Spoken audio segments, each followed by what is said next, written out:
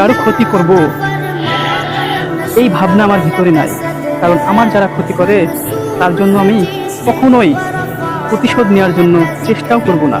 কারণ তার জন্য আমি দোয়া করব, তাকে আল্লাহ তাআলা যেন হিদায়াত দান করে। আমি ভিডিওটি লাইক কমেন্ট শেয়ার করবেন, ভুলে যাবেন না। এই মায়ার পৃথিবী থেকে একদিন চলে যেতে হবে। আসলে অসাধারণ একটি পৃথিবী, তবুও চলে যেতে হবে।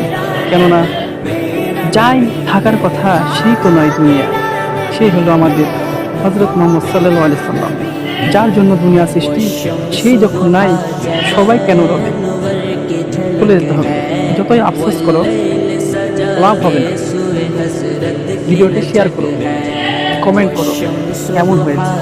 ধন্যবাদ।